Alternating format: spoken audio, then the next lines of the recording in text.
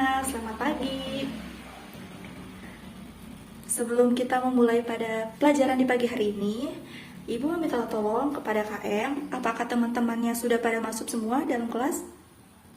Oh, ada yang belum. Tolong panggilkan ya teman-temannya, karena kelasnya kita akan mulai. Baik, terima kasih. Sebelum kita memulai pelajaran di pagi hari ini, dipersiapkan ya KM untuk berdoa terlebih dahulu. Amin. Nah, sebelum memulai pada pelajaran hari ini, coba Ibu minta tolong kepada kalian, tengok kanan kiri kalian, kolong meja kalian, apakah terdapat ada sampah? Jika ada, buang terlebih dahulu sampahnya keluar. Tong sampahnya sudah sediakan di luar ya. Oke, terima kasih. Untuk hari ini, apakah ada yang tidak hadir, sakit, izin, atau apa? Oh, ada. Siapa? Oh, Andi. Kenapa Andi? Sakit. Masih ada lagi yang tidak masuk? Oh, oke, tidak ada, cukup satu ya. Sebelum ke pembahasan, apakah kalian masih ingat minggu pertemuan kemarin kita membahas apa? Oh ya, betul sekali. Minggu kemarin kita membahas proses islamisasi di Banten. Nah, untuk pertemuan kali ini kita melanjutkan ya pembahasan yang minggu kemarin beserta peninggalan-peninggalannya ya. Nah, ada yang tahu tidak? Apakah ada yang masih ingat islamisasi di Banten ini dibawa karena apa? Oh iya, betul sekali, karena perdagangan. Nah, Banten ini merupakan suatu wilayah yang dikenal pada abad ke-14.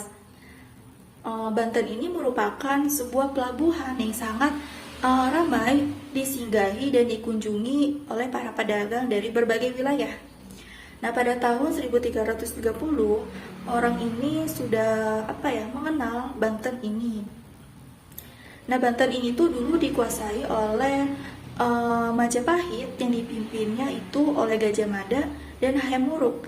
Nah, pada saat itu Demak dan Majapahit ini tuh menjadi dua kekuasaan terbesar di Nusantara. Nah, pada tahun 1524 sampai 1525 para pedagang Islam ini berdatangan ke Banten. Nah, pada saat itulah dimulai penyebaran agama Islam di Banten. Menurut penelitian arkeolog, kota Banten Girang ini ternyata sudah ada dibangun itu sekitar abad ke-10 Romawi.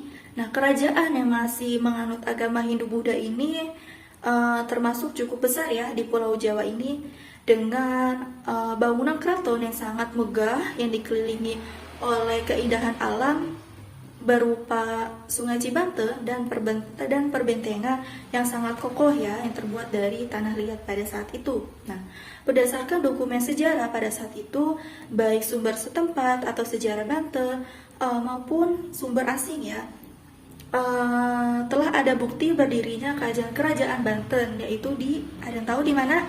Iya, benar sekali, di Batang Girang.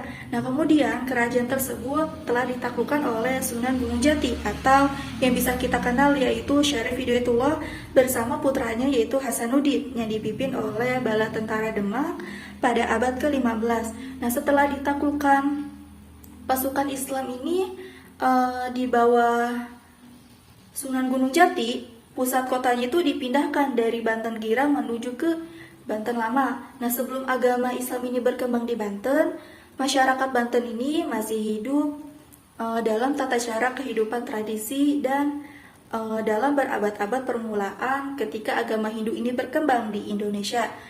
Nah, bisa kita lihat dari peninggalan purbakala dalam bentuk prasasti, arca-arca yang bersifat Hinduistik, dan bangunan keagamaan lainnya.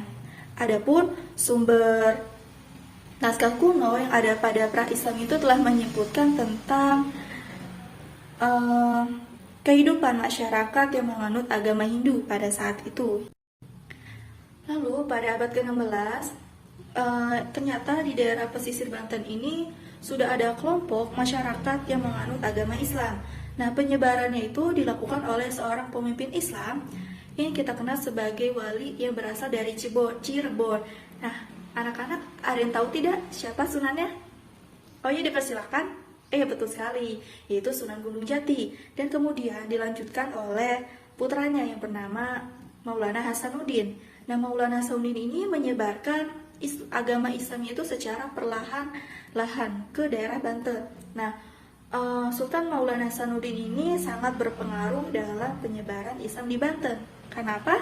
Karena beliau ini merupakan seorang sultan yang pertama kali menjadi penguasa di Kerajaan Banten. Apakah dari penjelasan tersebut ada yang ingin ditanyakan atau belum dipahami? Jika belum ada yang dipahami, silakan kalian boleh mengangkat tangannya terlebih dahulu.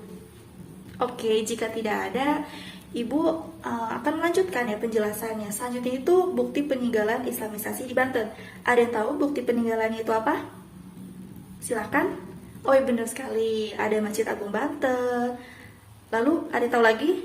Oh iya, benar, Meriam Kiamuk, lalu Keraton Kaibon, Keraton Surosoan, Bantes Pelwich, Deunata Sikardi, dan Vihara Avaloi Ketesvara.